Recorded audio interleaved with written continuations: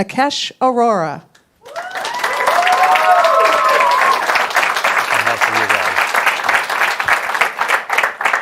Good afternoon, everyone, and thank you for joining us.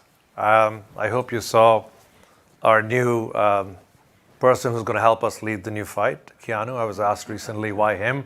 I said, nobody epitomizes fighting the bad guys like he does. Hopefully you all agree. So welcome to this moment for us. About October last year, I was on a flight to India to go talk at a graduation. And when I was on my way there, this thing came out called ChatGPT. And I think that was a moment in time where most people sat there and said, oh my God, look at this thing. AI is here. And that inspired me to go change everything I was going to speak about at the graduation, because I felt this was that moment in time where a lot of things would change for us. And we've been working hard over the last many months trying to understand the impact of this. And I think not a day goes by where in technology or on television or wherever around you, on X or whichever your favorite social media is, LinkedIn, you don't see somebody or the other talking about AI and how AI is beginning to change a lot of things, all the way from bad things like deep fakes to cool things like people starting to build movies, people starting to make videos, people asking AI to rewrite rap songs in Shakespeare's genre. So you see everything that's happening. And this is just the beginning. This is where things are just starting to happen. I do believe, and so do we all at Palo Alto Networks, that AI is going to be that inflection point in technology that will far outstrip anything we've seen in terms of the way technology has been adopted, deployed, or leveraged across any business or personal use case. So with that in mind, we set about 14 months ago to say, how is this thing going to be different? How is it going to change our lives? That day, many of our senior leadership became chief AI officers, because you cannot transform organizations, you cannot build solutions until you actually start embodying the impact and the change that it's going to engender and bring about. So from that perspective, what we've already seen so far, we've seen that AI has just begun, right? However, it is slated to be one of the fastest technologies we're going to see in our lives. I think by all measure, if you look at what happened to mobility or what happened to the internet, mobility was something that took us 16 years to get to 1 billion users. The internet took about 23. By all current estimates out there, we expect that 1 billion people will be using AI in some way, shape, or form in the next 7 years. I personally think that's way too late.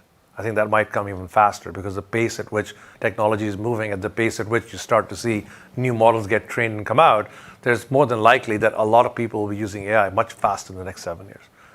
But that is going to happen. If you hear what our friends in the semiconductor industry tell you, that tens of billions of dollars are already being spent and committed for over the next few years, where lots and lots more data centers are going to be built, inference clusters are going to be built using AI, for AI. Lots of power is needed, possibly will run out of power in its normal form to be able to feed these large data centers. If you believe that's going to happen, all that power, all that compute capability is going to have to be used. It's not just going to sit there in data centers. If that's going to get used, imagine the amount of deployed technology that is going to exist to make AI useful for all of us. If that happens, we have a small role to play in that.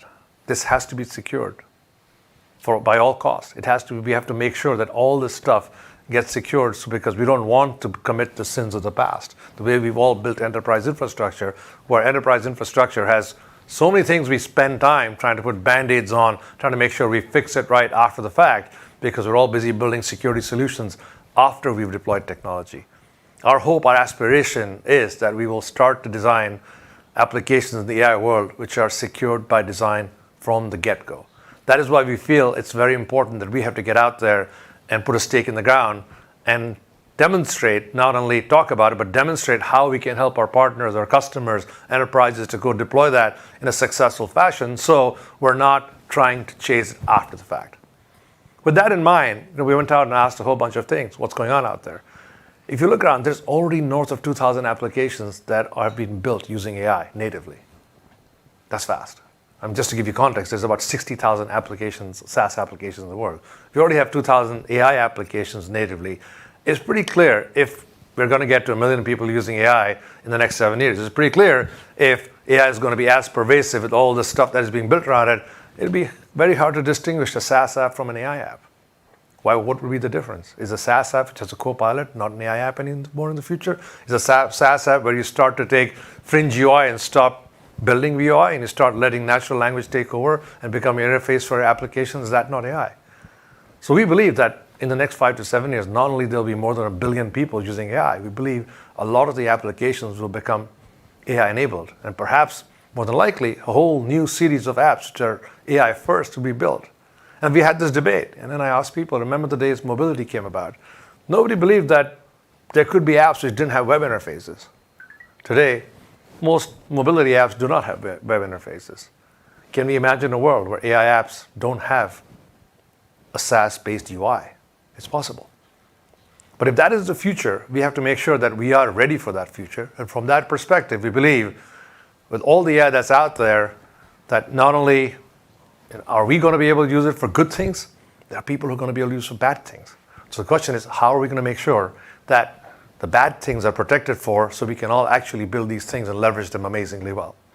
If you look out there today, it's fascinating. 43% of enterprises are already using AI in some way, shape, or form. 43%.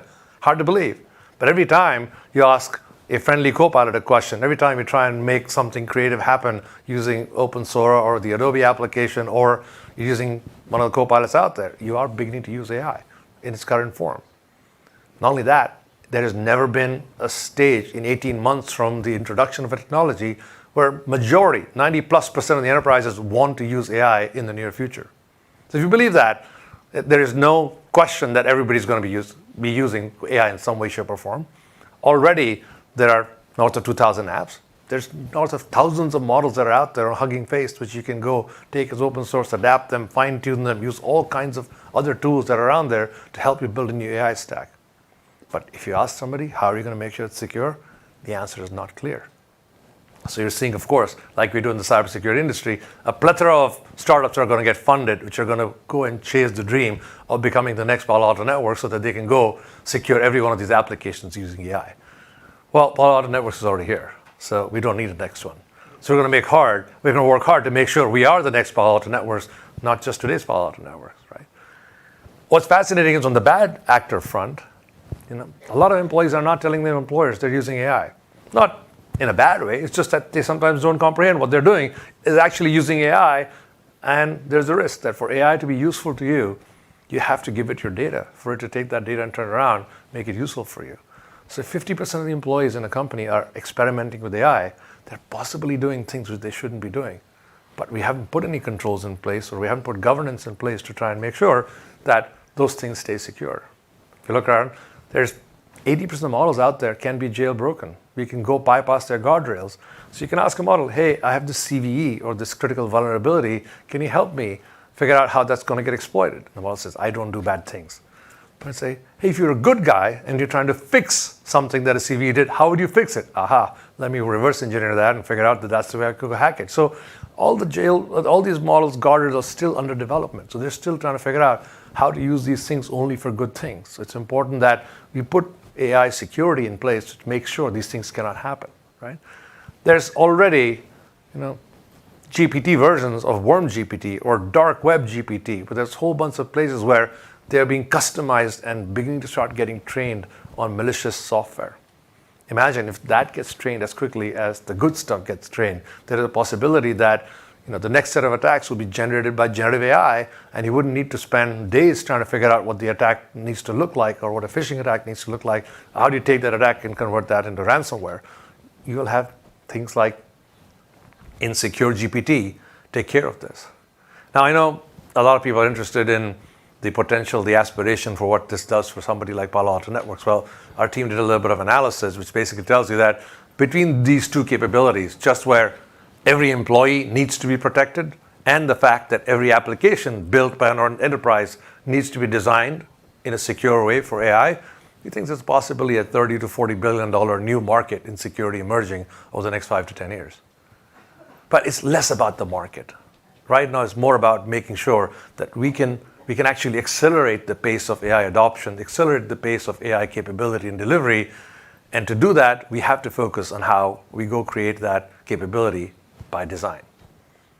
So let's focus on one of those opportunities first, right? Because what's going to happen is that every organization will have to keep track of how people are using AI. This is not to say that Big Brother is watching, but it's just to make sure that the crown jewels do not escape into some third-party open source model, which is then trained on your patentable technology, where suddenly your chips are being designed by generative AI for everybody else in the market because you decided to take the scratched napkin and say, hey, OpenAI, can you take the scratched napkin, turn that into a PCB or printed circuit board design or a chip design and send it back to me? Oops, sorry, I just been doing that for the last 6 months. It looks like this model is now trained, can start making their own chips. Generally not a good idea because many companies rely on intellectual property to be able to get to do what they do. So it's very important that we understand what is being fed into these models from our organizations, what is being fed into these apps from our organizations. In addition, it also is very important as companies get excited about deploying AI, that they make sure that the entire AI stack that they're using, the model, the vector DBs, where they're storing the data, how those models and vector DBs are interacting with the external world, i.e. the internet, all those pathways are understood, controlled, governed, and tracked to make sure that we're not creating a possibility that bad actors can get in and extricate our data, exfiltrate our data, or poison the model into creating outcomes that it was not intended to do. So all these things are important, and they not only have to be built, we have to make sure when we build them, they're just an extension of your current capabilities. So it's not yet one more project in the company where we have to go deploy a whole new set of hardware or software or models in the cloud where it is more onerous and creates tons of friction. So part of what we have been able to do, as you will see later today, that we have been able to take our cybersecurity capability and expand that to be able to apply to this world of AI. So today is the culmination of many months of hard work, and really all of our efforts have been crystallized into 3 areas. 1, we are going to introduce a suite of products that allow you to secure AI by design. 2, we have completed absorbing, embedding AI into every one of Palo Alto's products. So today, the security we give you or give our customers is now enabled by various forms of machine learning and AI to make sure that we are using the bleeding edge technologies to protect you, which we are concerned that bad actors might use to attack you. The only way to fight AI is with AI. Hence we say, are you ready for the new fight, where the AI fight is going to have to be fought by AI. And last but not the least, one of the constant concerns with cybersecurity is we make amazing Ferraris for our customers, but the danger is we're not able to teach every customer how to drive it. So guess what? We're going to make it radically simple for you to be able to interact with our projects, which is where we're going to leverage the power of generative AI so you can actually interact with our products in more and more of a natural language fashion. Not only that, our products will be able to guide you how to get your tasks done, and hopefully we'll be able to recommend automated steps for you to be able to accomplish your tasks so that it becomes a lot easier to be a security practitioner. And I personally do not believe we will solve the cyber skills shortage problem by training a lot more humans. I think we will solve the cyber skills shortage by making our products much more simple to use and so easy to use that our customers are able to use them, and you don't need to go through years of training to use cybersecurity products. So those are our 3 big opportunities that we are going to share with you today in terms of what we're going to launch. I will give you a sneak preview, and then our Chief Product Officer and almost semi-founder, Lee Klarich, is going to come explain how these things actually work, because he actually knows how they work. So on the Secure by AI design part, we have 3 products. One is called AI Access, which is about protecting your employees. The second one is called AI SPM, or AI Security Posture Management, which helps you investigate, understand all the things you're using in a new AI stack. And last but not the least is once you deploy it for your customers to use it, the AI runtime capability, which means runtime protection. When you're using these LLMs to perhaps interact with your customers, where you're a consumer company and your customers are interacting with your own AI implementation to say, how do I do this? Or tell me this, or help me understand this. That LLM that interaction with your customers has to be protected to make sure that no proprietary data, no customer data is getting leaked in that process. So very quickly, this is a sneak look at what the AI Access product will look like. It basically will give you a full understanding of every AI application that any employee of your organization is using. You see it says you have 136 AI apps being used in your organization, 54 have been allowed, 82 have been blocked. Our security research team will rank, understand, rate every one of these applications out there to ensure that we have exposed the fact that these things are risky and they may have a bunch of issues that you don't want to expose to your enterprise architecture or your IT architecture. Not only that, you will have very granular control in terms of being able to make, let your users access certain things, make sure they do certain tasks, not do certain tasks. So it's really a full visibility, understanding, governance, and control of AI usage in your organization by your employees to make sure you can protect your crown jewels and run and really leverage the benefit of using AI as opposed to get concerned about what are my employees doing. On the AI SPM side or security posture management side, it's an amazing product. It is going to sit in your cloud instance. It's going to have an understanding of everything you're using in your AI stack, because the AI stack is not just an LLM. There'll be plugins, there'll be databases, there'll be interactions between your various internal enterprise systems to see how do you get the core data that your customer is asking for to come out. All those interactions, all those pathways have to be understood and monitored in the future, because each of them has a potential of exposing risk, has the potential of bad actors getting in and being able to manipulate certain those elements to do, again, what they do, which is a whole bunch of bad things. So there, you'll get full discoverability of your AI ecosystem. Not only that, you will get a real-time understanding and identification of how you can protect against bad things happening to that AI infrastructure. And last but not the least, the most exciting part is we're not just going to give you visibility, we're actually give you recommendations how to protect yourself, because it's a new emerging field. It's not clear to every one of us, because this is our first sort of go around in terms of deploying AI. We will be able to leverage that what we learn across a set of customers and make recommendations to a whole host of customers, all in the interest of making sure that AI is secured by design. But that's just part of it, because understanding how you're going to deploy AI is one part, but really watching to make sure that every interaction that you have with your customers is flawless, is frictionless, is also protected. And that's where the third product comes in our suite of AI security products, which is the ability to protect your AI stack and your interactions with your customers or consumers in real time using a runtime protection capability, which is effectively an extension of our firewalls. Effectively, in other words, this could be deemed an AI firewall with one key difference. In this firewall, we have to watch both the input and the output. We have to make sure that whatever the model spits out is actually does not have any malware, bad things that are going on, or things that, what comes in is not stuff that's like a prompt injection or a model DOS attack where suddenly a model gets crippled because we didn't put all the security capabilities in place. So this is the suite of products we are deploying. These are all in beta, and we're looking for design partners in some cases, but this will all be available to our customers where they will have a single-click deployment capability on our existing products by the end of July. The second category we talked about is also the possibility of bad actors using AI to build attacks and move faster. Now, as I mentioned earlier, that there is a possibility that what used to take people hours can be done in 15 minutes. You can use generative AI. Generative AI is very good at generating things, as you have all probably experienced. I think if 50% of the employees are using AI, you're probably likely in those 50%, given you're dialed into an AI day with Palo Alto networks. So if you can build ransomware in 15 minutes, we have to get better at protecting our enterprises. We have to be able to block that in under 15 minutes, because if you can't, then data exfiltration is a real possibility, and you can already see the amount of bad attacks are going up every year in multiples, not slowly, not linearly. Not only that, if you see, what used to take 9 days to extract data now can be done in 20 minutes. So effectively, your time that you have for a vulnerability to be exploited, for data to be exfiltrated, or a ransomware attack to be launched is under an hour. The median time to detect and remediate security incidents in the Western world is 4 to 7 days. We have a bit of a dissonance. It takes us 4 to 7 days in most good architectures to protect. It's going to take the bad actors less than an hour to be able to come in and exfiltrate data. We have to bridge the gap. We have to get it so that it takes us less than an hour to be able to stop this from happening. That is only humanely possible if we're going to fight AI with AI. It is not going to happen by hiring more people to go make that happen. So in the future, security needs to continue to be more real time. We have to be able to detect stuff at speed, stop them. We have to be able to analyze that on the fly. We have to make sure we mitigate and neutralize them without any humans involved.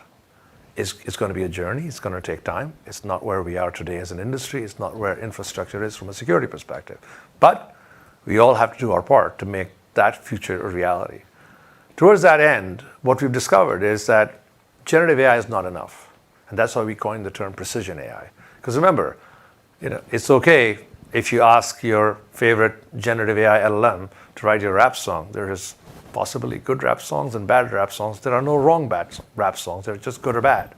In security, there are bad answers. You only want the good answers. So we have no room for hallucination in security. Not only that, very often after a while when you ask our precision AI at Palo Alto Networks, how do I solve this? And it tells you, you'll say, you know what, if you're so smart, just solve it. Why are you telling me? So you actually have to build in automation capability into your AI agent so they can actually get stuff done, because our customers just don't want ideas or suggestions. They want execution. Towards that end, we have coupled not just our generative AI capabilities, we have coupled our machine learning capabilities, our automation workflows, and packaged that into what we call precision AI, allowing us to then take that capability, infuse that into every one of our products at Palo Alto Networks. I was talking to someone earlier today. This is the first time in technology. Normally, technology is when incumbents get disrupted. Something cool happens, something is capable, the cloud shows up, on-prem people have to worry about what to do on-prem, cloud creates an opportunity, you go out and go disrupt the incumbents. For the first time in the history of technology, we are in a situation where we have advantage incumbents. It is for incumbents to give it away. Even today, Palo Alto Networks ingests 7.6 billion petabytes of data a day. That's a lot. Just a lot. It's actually, on average, 2 to 4 times any other security company in the world. And that's today. We barely have scratched the surface. We have about 50 customers deployed for XIM, right? We have a few thousand customers for XDR, which is where we ingest most of our data.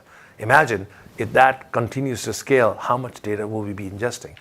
Now you wonder what the value of that ingestion is. Well, the value is I learn every time I ingest data. I learn where the bad acts are. I'm then able to take that and deploy that to all my customers who are not having a problem, and I can make sure that they're protected and they never have to face that situation ever again.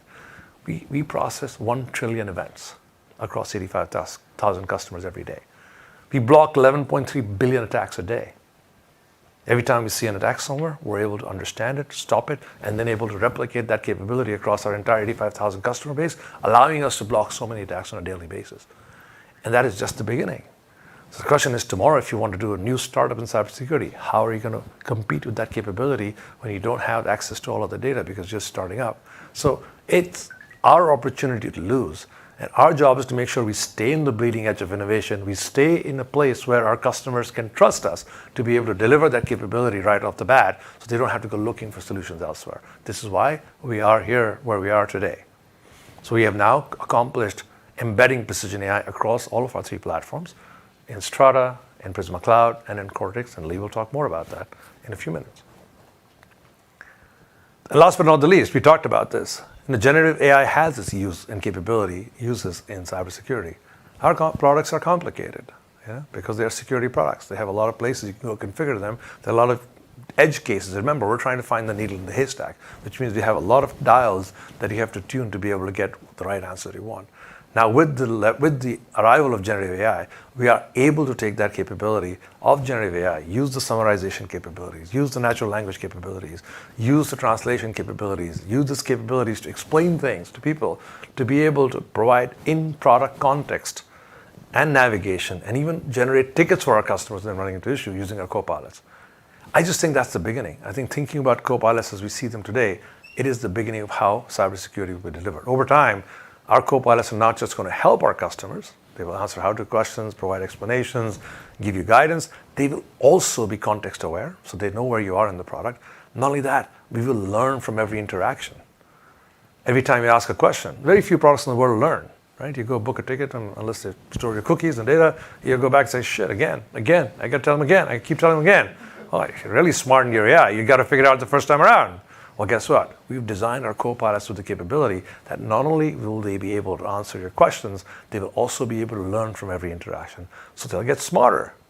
It's not just AGI that's going to happen outside. It's going to happen in every AI product that exists in the world. So we spend a lot of time understanding how to engineer these products where they can give precise answers, because we want to focus on precision AI. They can learn, and they can go through a journey, the journey where they are going to get us to a place where, our copilots are going to learn and get smarter every day. So again, today we are launching our 3 copilots for Strata, Prisma, and Cortex. And all these copilots are going to be available to our beta customers, and by July will be available to every Palo Alto customer.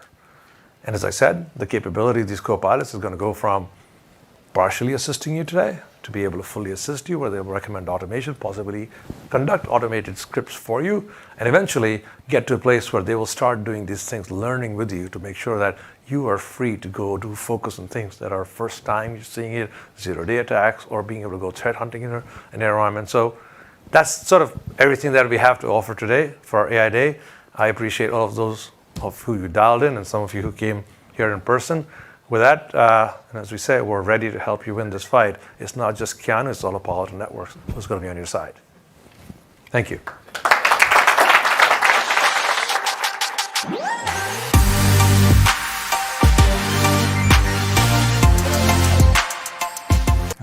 Good afternoon. Good afternoon. How's everyone doing? Did Nikesh already tell you everything we're doing? So I'm really excited to be here. The thousands of security researchers, data scientists, engineers at Palo Alto Networks have been really hard at work doing a number of amazing things with AI, and I get to share them all with you. And we're going to start with how we've been embedding precision AI across our platforms to counter AI with AI. And why is that? The first time I interacted with Gen AI, I was like, first thought was, wow, this is amazing. Followed very quickly by, attackers are going to figure out how to use this.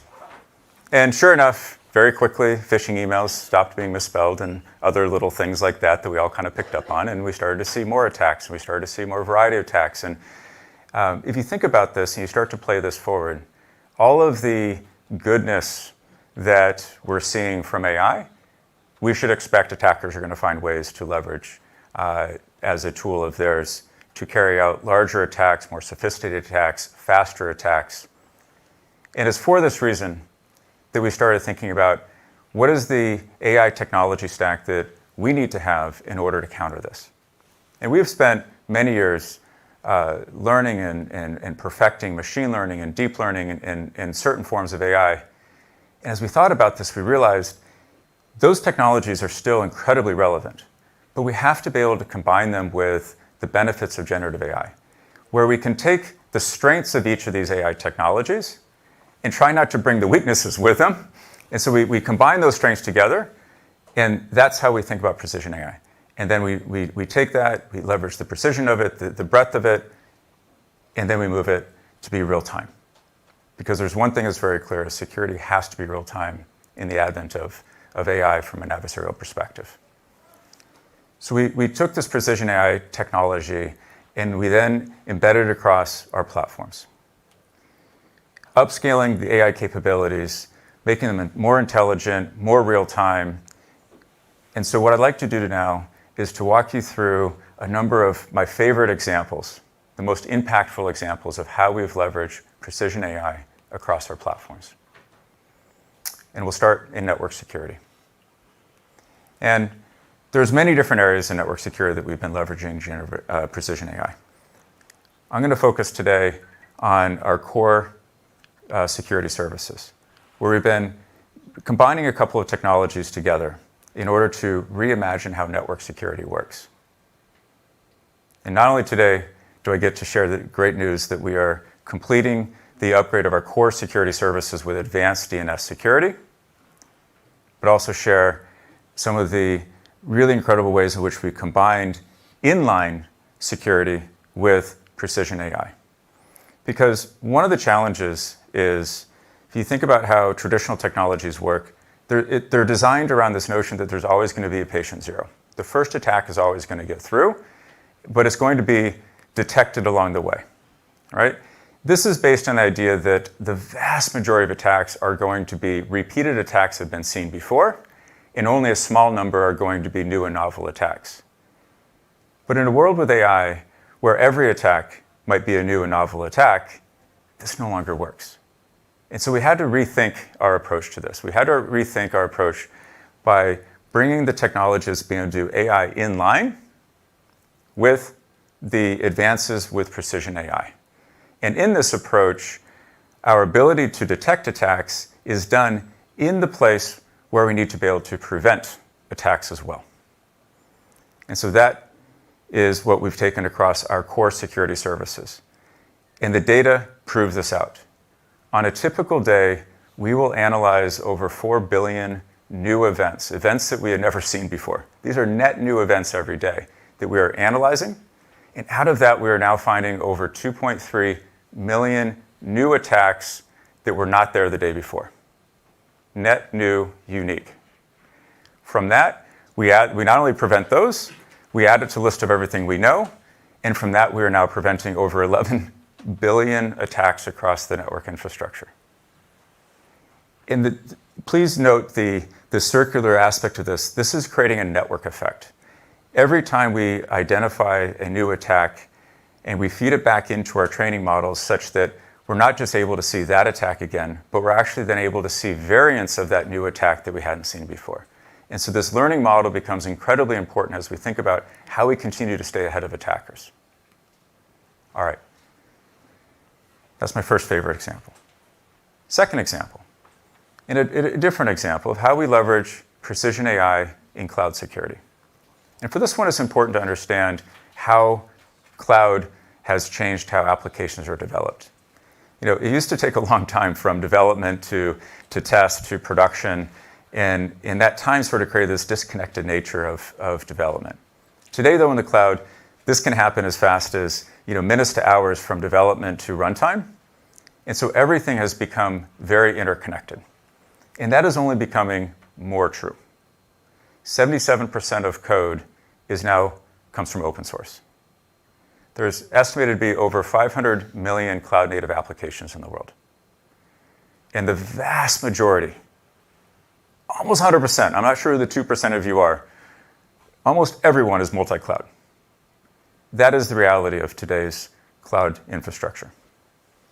And so when you think about how to secure this, it becomes very clear, both with the speed of cloud and the scale of cloud, all of the different security capabilities have to be interconnected. Context has to be shared in real time such that each of these capabilities understands what it's looking at, understands how to best protect the cloud applications. And again, there's a very key data element to all of this. The data that we are seeing and analyzing across every part of the cloud application stack creates the feed into the analytics, the context sharing, and then ultimately how we are able to detect and prevent security issues in the cloud. Now, with all of that, the cloud is still vast. You could easily have hundreds, thousands, tens of thousands of applications for a single organization that are deployed in the cloud. And so when you look through your security findings, it's quite reasonable, possible, you will find a lot. And it's not to immediately be discouraged or worried about. It tends to be sort of the natural way of the cloud because of how fast everything moves. What becomes key is understanding which of those are actually important. And so one of the first innovations to share with you on Prisma Cloud is AI-powered attack path detection. What this is designed to do is to take all of those security issues in the cloud and find only the ones that really matter, the ones that have to be dealt with immediately, the ones that an attacker has a viable path to reach, and that from that vulnerable instance, that EC2 instance, whatever happens to be, to actual sensitive data that you really care about. And when that happens, then also being able to understand the scope of what the attacker can get to from there. We call this the blast radius. Score it so you understand the priority or the accuracy of this. And then finally, don't just tell you that you have an issue, but actually tell you how to remediate it and give you the steps to remediate and fix this. And later when we talk about copilots, we even show you then how the copilots can help take this a step further and actually walk you through the steps. But this is incredibly helpful. It takes you from having lots and lots of stuff to deal with to understanding exactly what you need to do right now. And then you can take more time to deal with the rest. Okay. The net result of all of that, when implemented and what we've seen across our customers, even what we've seen inside of Palo Alto Networks, is a 20x decrease technically in speed of being able to do this. So getting faster, 20x faster. Think about how much time that saves. in a typical day at the scale of cloud. All right. One more of my favorites, security operations. Security operations is hard, largely because the tools that the SOC has had to work with are not well designed for what actually needs to get done. Many of these tools were developed, were architected 20 plus years ago, 10 plus years ago, not for the age we're dealing with today, not for the amount of data, not for the scale of the attack surface, not for the speed with which attackers move. And you can see 11,000 alerts per day, quite frankly, this represents a medium-sized organization, maybe even a small organization. This is not really a lot for a typical SOC today. I've seen SOCs with hundreds of thousands of alerts per day. Most of those alerts go ignored. It's simply too many. And the tools that they use are simply too manual. They rely too much on manual effort, repeated efforts. It doesn't work. So we took a different approach. We thought about this problem. We boiled it down to basically three key aspects. First is data. We have to feed the SOC with more data, not less. In XIM, we are today ingesting over 7.5 petabytes of data per day across our customers and growing incredibly fast. The SOC needs more data, not less. We need to understand the data, stitch the data, normalize it in order to then do the second thing, which is apply AI and analytics to that data collected. XIM has over 3,000 detection models, half of which are machine learning based for detecting attacks, looking at behavior, looking at other attributes, not relying on static correlation rules and things like that.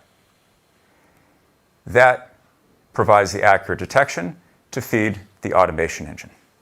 We have to move past manual repetitive tasks in the SOC. We have to up-level the SOC engineers and the SOC analysts to spend time on what humans really need to do and let the machines take care of the rest. 1,000 predefined playbooks can be customized, added to, and tailored to your environment. And what we've seen from this for customers who adopted XIM is nothing short of incredible. This is the before. The before was generally trying to figure out how to ingest less data because it costs too much, how to sort through all of the potential security incidents to figure out which ones were real, and ultimately ignoring a lot with a mean time remediation in days. Days. Attacks are happening faster and faster and faster, in some cases being hours. Remediation can't be in days. This is what we've seen post-XIM deployment. First and foremost, you see in almost every case, we're talking about 4x the amount of data because data feeds the AI engines. From that, the AI engines actually are able to narrow down the precise security incidents that matter to allow the SOC to focus. That feeds into the automation engine. The automation engine then feeds into the ability to remediate everything and remediate it quickly.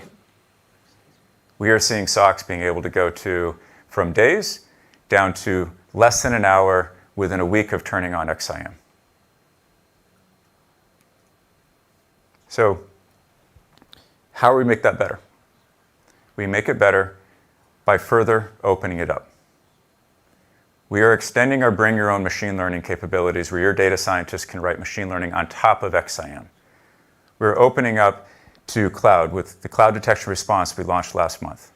We are opening it up by adding more and more automation playbooks and making it even easier for you to write your own. And today we announced that we will now treat third-party EDR data as first-party to be able to feed our analytics engines in order to give you the flexibility to adopt XIM with the rest of your infrastructure that you have. Now, don't just take my word for it. There's a slide there. Don't just take my word for it. Let's watch a video of Concentrix, one of our first XIM customers and one of the largest customer care organizations in the world. Play the video. Imagine you're a security analyst scrolling through an endless queue of alerts all day, trying to understand what's going on. Sure, alerts are coming in and some attacks are being detected, but do you understand them, their scope, What's the root cause? Who's involved? What's the context? Can you really figure all of it out in time and respond accordingly before damage is done? Now imagine a system that leverages AI to automatically understand what's going on based on data coming in from multiple sources. A system that groups together all related alerts into a single incident based on their context and even assigns an AI-based score with detailed explanation. Imagine a system that suggests playbooks and even runs them automatically for the user, lists out all artifacts, users, and assets involved, including their context, and also maps everything out to the MITRE framework, like you can see in this nation-state attack, which was detected, contextualized, and responded to by XIM. You don't have to imagine. In fact, in the time it took me to walk through the screen, your analyst could have already solved an incident just like this. That was before the Concentrix video. That is pretty cool, though.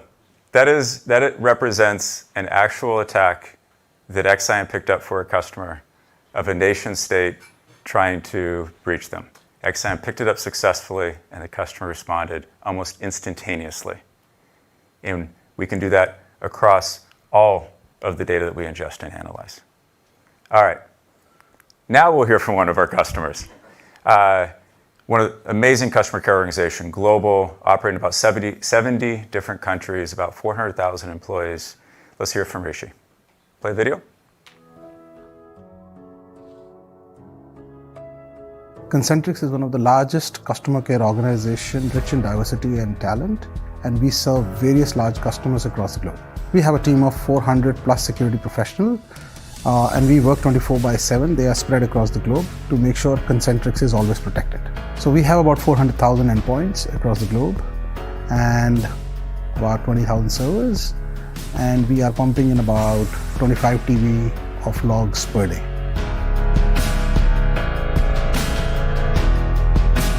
So AI is an essential part of the SOC transformation, right? Gone are the days when you basically work on a rule-based engine and find out alerts based on the rules. So we used to live in a world where you want to find needle in the haystack, but now the world is moving toward finding a needle in the stack of the needles. And that's where the precision AI comes in the picture and XIM plays its role. We've been able to reduce MTDR dramatically. We are running at about 30-35 minutes at this time, which means mean time to detect is even lower. So it is very important that the AI comes into the play of the SOC transformation, because without AI, we're just living in the legacy world.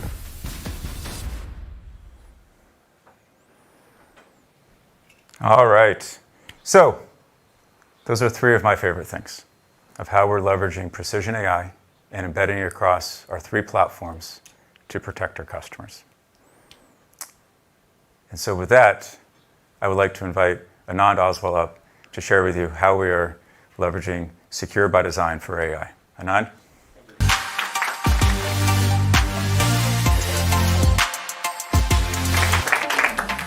Thank you, Lee.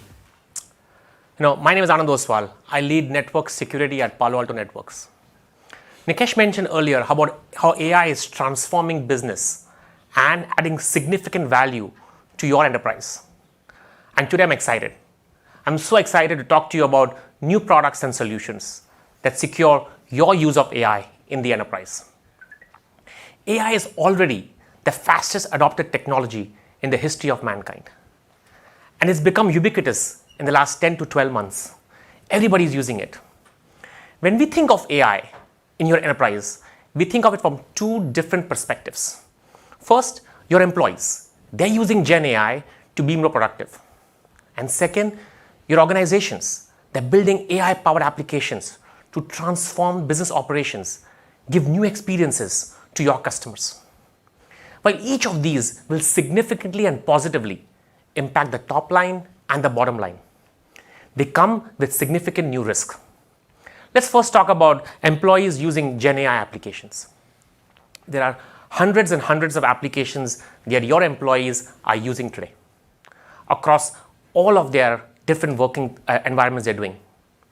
About 50% plus of your employees are using these applications on a weekly basis. Whether you're aware of it or not, it's happening. From all kinds of applications, productivity applications to ensure they can do better workflow analysis, data analysis, developers and testers are using developer co-pilots to write better software, debug better software, complete software. In the sales and marketing professionals, they're using AI to create new marketing collaterals, better emails to customers, press releases, blogs, and I can go on and on. While each of these significantly increase their productivity, they come with certain risks. Let me explain with few examples the risks associated with this application and the need to secure it. First, think of an employee using a note-taking application to transcribe and to summarize a meeting. And imagine this meeting discusses confidential and sensitive information that can have significant impact on the company's stock price ahead of the earnings. Unfortunately, this is not an application approved by your IT. So IT has no visibility and no control, and is unable to apply the risk mitigation efforts to leak potential sensitive data. And just like that, there are hundreds of other productivity applications that your employees are using on a daily basis. Next, let's talk about a developer using an application to tune a piece of software to make it more efficient, inadvertently sending keys, API tokens, resulting in significant data leakage. And just like that, there are many applications that your employees are using daily, whether you're aware of it or not. Next, let's talk about a blog. A marketing professional writing a new blog and uses the help of an AI-powered application. And the response from the blog includes a bunch of hyperlinks. Unfortunately, one of the hyperlinks is a malicious URL embedded in the response. And similar to this, there are many applications of this sort used by marketing and sales professionals every day. These emerging security risks in GenAI applications can cause significant issues to the organization. But we've got you covered. At Palo Alto Networks, we have a new solution for you. We want to ensure that every employee can access GenAI applications securely and safely. And we're introducing to you AI Access Security, so the employees can get the productivity gains from GenAI applications and the network security professionals can sleep in peace. Now, AI Access Security has a suite of capabilities.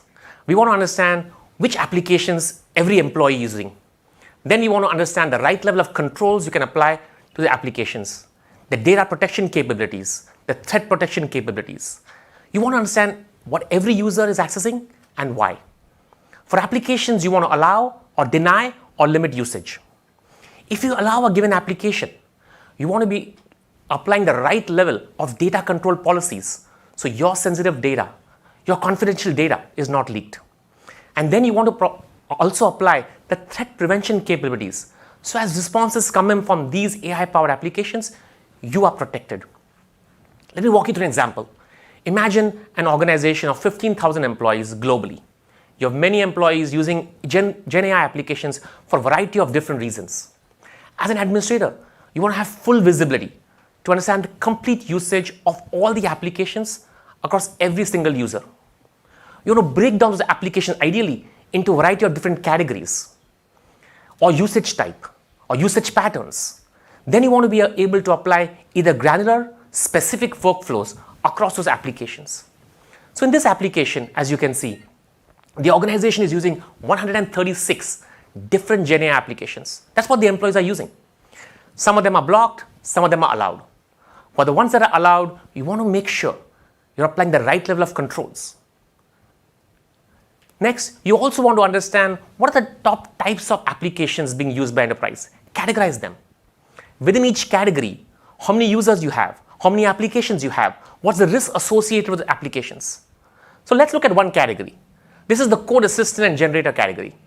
Thousands of users, engineers are using this category. The top application used is an application called Codium. Unfortunately, in this case, that's not an application approved by IT. So now the network security administrator can go deeper. Let's learn more about this application. What does it do? What are the subcategories of the application? The subcategories are things like authentication, authorization, what data is used to train the models, input-output vectors. We have over 60 unique GenAI attributes that we are using, and then giving a risk score to these applications that allow the administrator to then take the appropriate action. As you've seen, we have complete visibility into the employees' use of GenAI applications. We're able to categorize those applications by usage type, by different categories. We're able to know which applications are risky and give you detailed information about those applications. That's all about visibility. While that's good, that's not good enough. The next thing you want to do is understand what kind of security policies you want to apply on this. Now, as all of you know, these applications are changing on a constant basis. You have new applications coming up every single day. So these recommendations and policies need to be automated. We cannot do it manually. So we give you guided recommendations in 3 different categories. First, around control. Maybe your applications are already using the IDP to authenticate and get on. So you should sanction those applications. For applications you're allowing, are you applying the right granular data controls to ensure your sensitive data is preserved and not leaked? And then you need to apply the threat prevention capabilities. Lee talked about the precision AI security services. Ensure that you're able to block any malicious attacks coming in the organization. As you've seen, we have the most comprehensive, the most complete AI access security solution. Let's now hear from some of our design partners, Costco, Better, and NetApp. Please play the video. ChatGPT, AI, LLMs in general have really transformed how we have to look at the emerging threat landscape. And I think the only way you're going to really realistically be able to do that is by having AI of your own. Internally, we're building a lot of solutions in our products with AI, as well as we're using it within our company. So as a security practitioner, we also have to make sure that it is protected, that we don't have threats that are being built into our solutions. It's about data. At the end of the day, it's about how do you protect your data, how do you respect your data, and when you say your data, I mean our data and our customer data. Having better visibility, having controls over those apps, and how do you protect from, when you have that in your environment. They share the culture and mindset with us of what is the threat of tomorrow, not today. Awesome. As you've seen, we had the most complete, the most comprehensive end-to-end solution for AI access, ensuring that employees can access these applications, GenAI applications, to boost their productivity without compromising on security. This is available across the network security platform. So any user in the office, in the branches, remotely, are able to get these protections when they access GenAI applications. This will be available in July. Now we talked about securing employees accessing GenAI applications. Let's shift gears. Let's talk about applications your organizations are building to give new experiences to your customers and how you secure them by design. Over the next few years, you will see thousands and thousands of AI-powered business applications across every major category. In the last few months alone, we've seen 1/3 of organizations adopt this technology. And as they adopt this technology, it increases the attack surface. The choice is simple. You can react to security issues as they come, or you can secure your applications by design. So what it is that makes AI-powered applications so different from traditional applications? Classically, when applications were done many, many years ago, we had 3-tier architecture. You had the front end, you had the application, and your database. Along came the cloud, allowing organizations to modernize their app stack using a microservices architecture. AI-powered applications represents the 3rd wave of application transformation. It's not as simple as just plugging a model to an application and you're done. You're bringing in an entire extended tech stack. And these components of tech stack communicate with each other.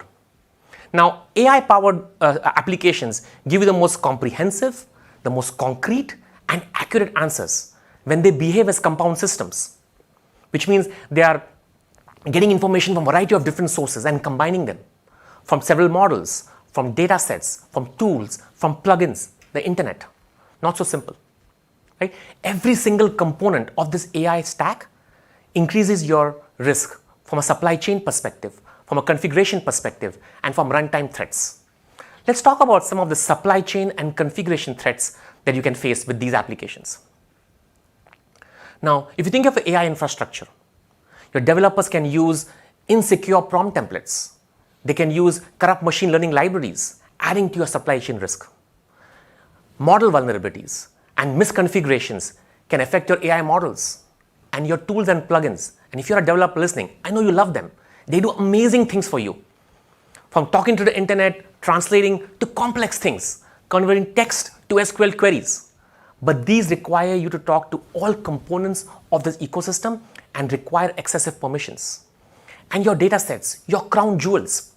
Most AI-powered applications will not be built only on foundational models.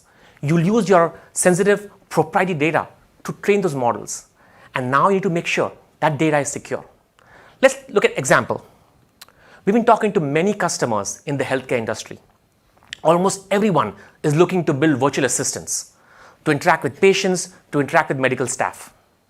Now, last I checked, there are 600,000 models on Hugging Face alone.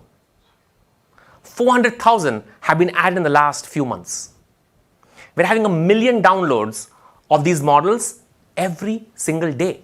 Yeah, every day. Now imagine a developer building the app using a model that has vulnerabilities, putting the organization at risk. Or imagine the developer now, as it configures the application in the cloud, inadvertently misconfigures it, exposing sensitive data to the internet. Let's next look at runtime attacks. Now, AI-powered applications, when you put them in production, all these different components, they talk to each other. What makes AI-powered applications unique is its ability to accept unstructured data.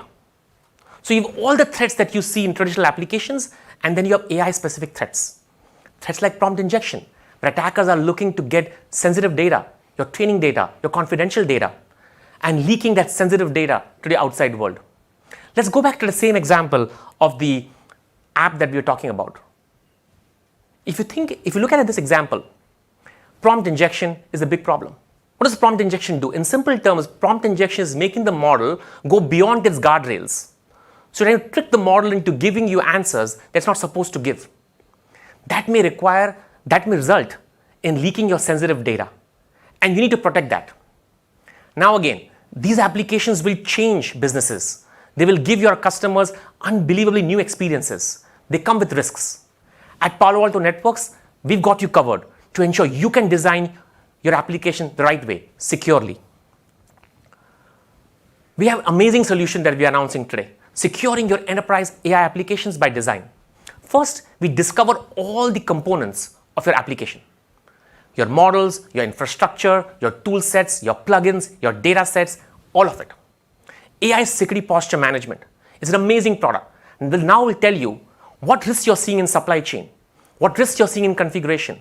How do you remediate risks that you may have in exposing your sensitive data? Once you've done that, AI runtime security will ensure your applications, your data, your models are protected from all threats, traditional threats as well as AI-specific threats.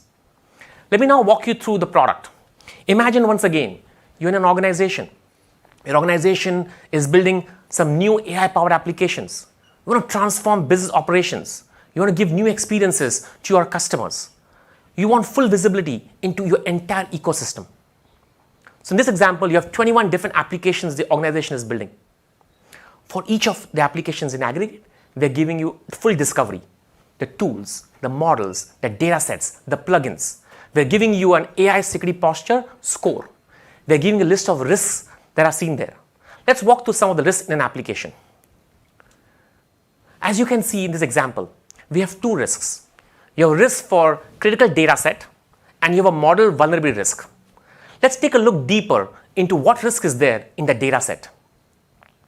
Due to misconfiguration, the critical data set is writable to the public internet.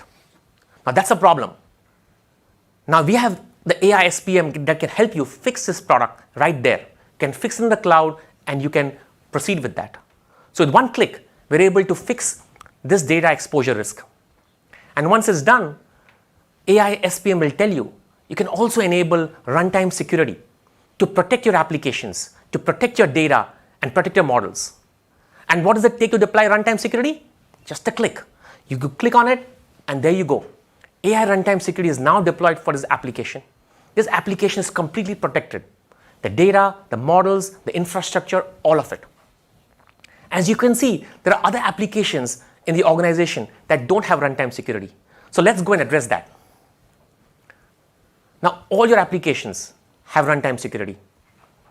You discover your applications, you fix the security posture. Now your data, your applications, your models, they're all protected from runtime threats. Now you want to be able to showcase what you're seeing and what action you need to take. And that's where you get to the summarized view of runtime security. Your application, it's talking to everybody. It's talking to applications, it's talking to users, models, infrastructure, data sets. It's telling you how much traffic it's protecting. It tells you the risk associated with that. It's giving you guided recommendations that we should apply, as this is the dynamic world. That's what you get, complete 360 runtime security. Now, let's hear from some of our design partners, Dell and Sabre. Can you please play the video?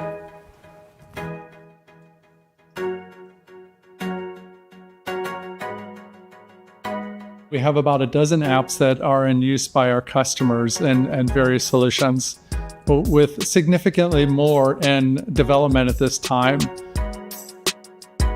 One of them is securing the AI application. The second one is making sure that the data that is tagged as proprietary and confidential does not get sent outside the corporate firewall without knowledge. Appropriate control of the data that is being used to create the AI models is very important, as well as properly controlling the prompts that are being used. Comes down to the security of governance of the data. That is top of mind, number one issue for our customers. We are delivering high quality, high performance, competitive solutions. The quality and security of every component of infrastructure, as well as the application and the data, is a fundamental and critical component. Amazing. As you can see, AI offers an amazing opportunity to create new capabilities, richer experiences, and an unprecedented economic opportunity. At Palo Alto Networks, we want to ensure that you can secure all usage of AI. Employees using GenAI applications, organizations building AI-powered applications. AI access security allows your employees to be productive, accessing those applications without compromising on security.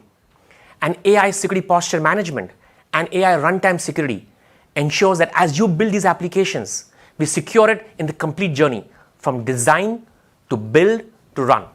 These solutions will be available in July, helping you secure your AI usage by design. And now to talk about even more incredible innovations. Back over to you, Lee. All right. Thanks. Nice job. All right. Let's see. Attackers will use AI, so we came up with precision AI to combat them. We talk about how employees and businesses will use AI. So we launched new security services to help you safely enable AI. So now we're talking about how we're going to use AI to simplify security. And when I think about simplifying cybersecurity, I also think about how to make cybersecurity more autonomous, how to make more of it simply happen. Because the more that happens, the more we up level, then we'll bring in the last pieces with how we make everyone be able to interact with cybersecurity more easy. So when I start and I think about this, and I'm going old school, in case you're wondering. Who remembers IDS? Yeah? And do you remember? Like there's IDSs and then there was IPSs. And everyone said, IPSs will never work.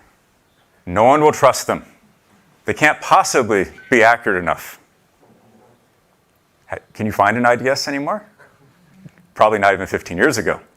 Right? And so there's these interesting milestones, and I don't need to explain all of these to you, but there's these interesting milestones where I feel like we reached a point as an industry where we thought the next step just can't be made. And then it is. And then the next step. And then it is. And then the next step.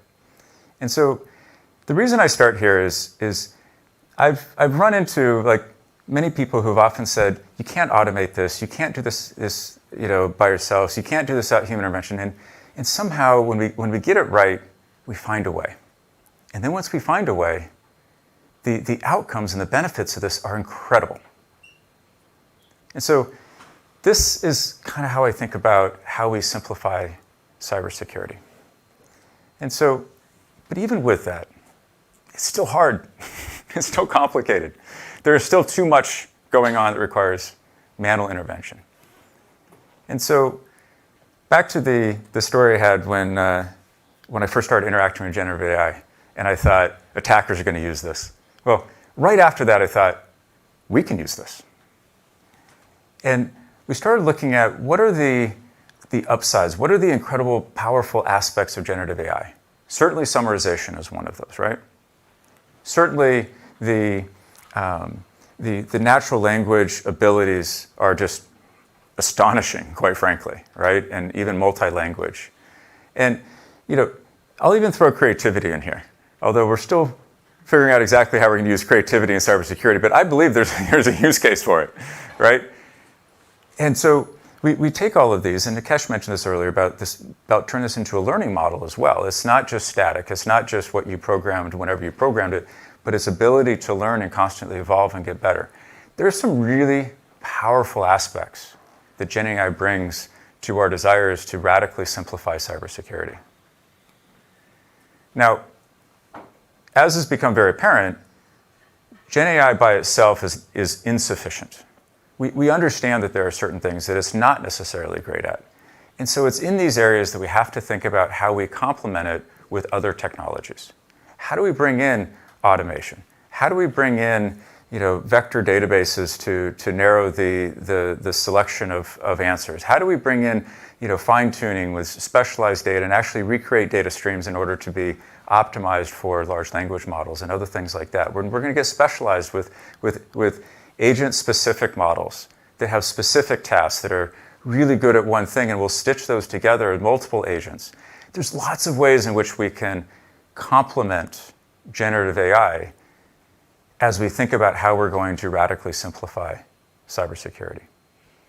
And so learning from some of these lessons in the past, and then thinking about where we're going, the steps as I see them, we're going to start to see helpful assistants. We're going to start to see co-pilots that can help humans do things easier, better, faster, guide them through automations.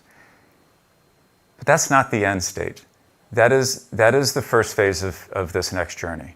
And from there, we're going to start to see much more autonomous operations. We're going to see things that actually where we collectively trust automated action, in many cases led by AI and analytics, and pre-programmed automations combined together. And we're going to use that to build the confidence that we can go all the way toward autonomous cybersecurity. We're going to start to trust more and more of the configurations to actually be autonomous and AI-led. This will happen, and it will happen through this journey that we're going to go on. So today, we get to share with you where we're at with the launch of our 3 co-pilots across network security, cloud security, and security operations. And so first I'll just share the capabilities that we're bringing to bear. It's probably obvious to all of you that the first capability is knowledge at your fingertips. Every piece of documentation that we've ever written on our products, our knowledge base articles, and any other source of knowledge about our products, this is a perfect use case for generative AI. And you'll see in our co-pilots the ability to answer questions across everything that we've ever known about our products, which is a lot. We'll take that and we can extend it. We can extend it to offer insights based on your data, based on understanding your deployment.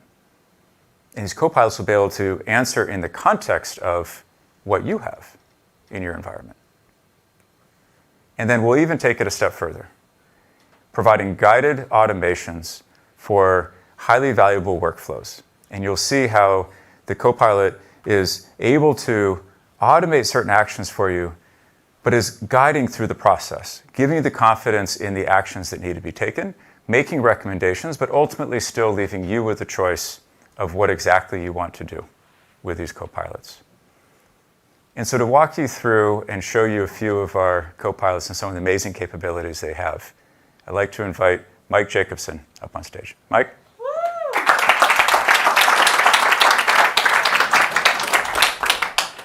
Thank you, Lee. I'm excited to now show you where we're at with our copilots and show you how some of that science and theory is actually showing up in reality and how we can help the security administrators of our various platforms achieve some of these things that we've talked about.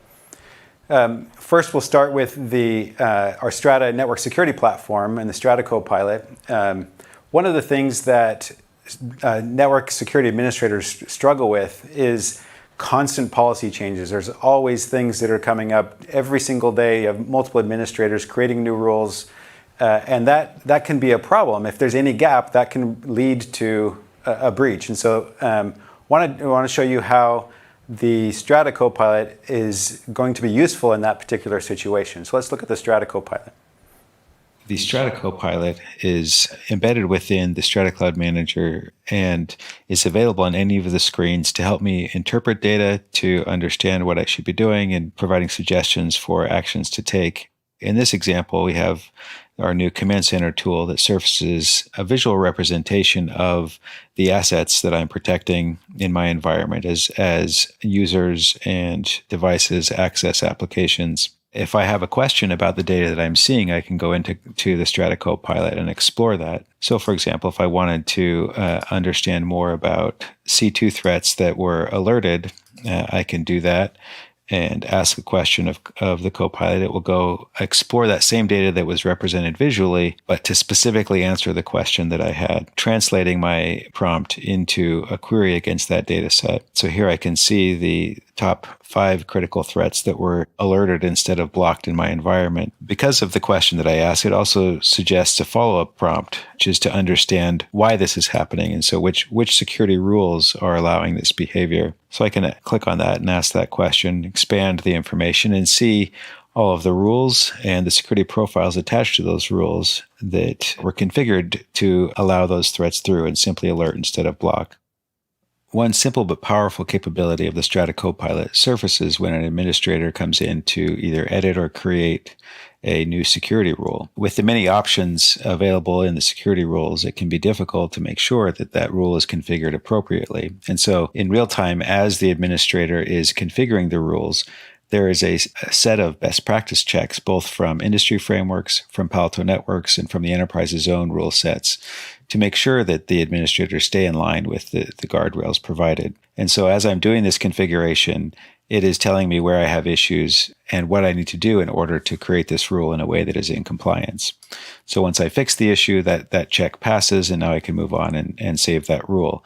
And this avoids me having to go through and do this on a monthly basis, have those periods of gaps. It's all happening in real time with the Strata Copilot.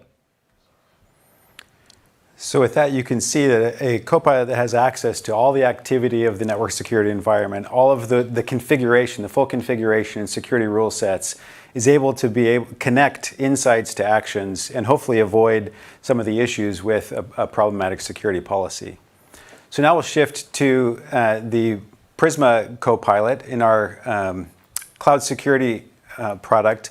And in that, one of the things that comes up often is when a new zero-day vulnerability gets disclosed, there's always a scramble. There's emails from leadership asking, are we impacted? What do we need to do to make sure we're not impacted? And that can be a complicated and sort of frantic process. So let's look at what the Prisma Cloud Copilot can do for us there.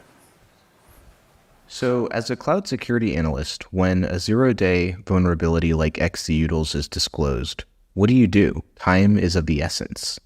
Sure, I can build a custom query or open the vulnerability management dashboard and start piecing together insights. Or I can just ask the Prisma Cloud Copilot.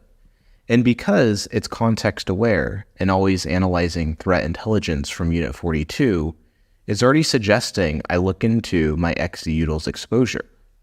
Could of course just ask a question, but Copilot is one step ahead here. When I click the recommended action, I see the code to cloud impact and details about this risk. Copilot assessed my impact across packages, IAC templates, deployed images, hosts, and the exploitability. It also recommends the best remediation workflow. In this case, submitting a pull request is suggested. So I'm never lost what to do next. In a single click, the PR is opened. With the fix underway, I need to know what else is impacted by XCUtils. I can ask something like, what is the blast radius, and see all the vital assets and crown jewels that could be within reach.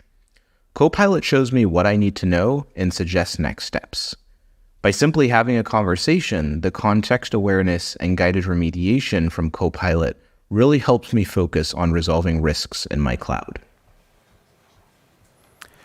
So as you can see there, again, what Lee talked about with Gen AI being really powerful, but combining that with the actionability of the product suite that it's connected to really empowers and accelerates the processes that a cloud security analyst has to go through.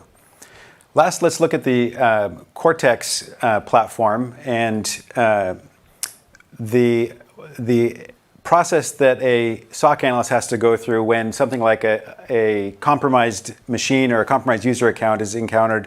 Typically, they're jumping between tools, looking at reports, looking at logs to try and figure out what the impact of that is and how to deal with it. So let's look at what happens in the Cortex Copilot with that. I'm a SOC analyst assigned with this incident, and I do see that malware was detected, but I want to learn more about the host that was compromised. So I'll actually highlight the host and automatically get insights from Copilot based on string extractions, dedicated APIs, and LLMs. I see that the host is isolated and it's in high risk. I can run different investigation tasks or respond, and I can even generate an SQL query, the query language used to fetch information from underlying data sources. But what I actually want to do now is get additional information about the host. Here I can find additional information such as the default user when class communicated and a list of alerts and executions. Executions relevant to this host, but I don't even know what this term is, CGO. So I can just ask, what is CGO? And get a concise answer from Copilot explaining what it is. I see that it's the causality group owner and that it's responsible for all other processes. I can provide feedback on this response. But if I think that the CGO itself was identified incorrectly, I can submit a support case.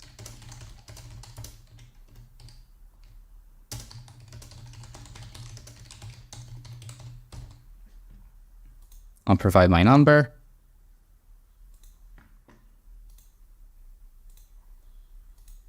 And optionally record my console for easy handling of the case. Now I'm recording my console, showing the CGO that was identified and the information about the host. It will be automatically uploaded to the case, all straight from Copilot, which really helps me in my day-to-day tasks.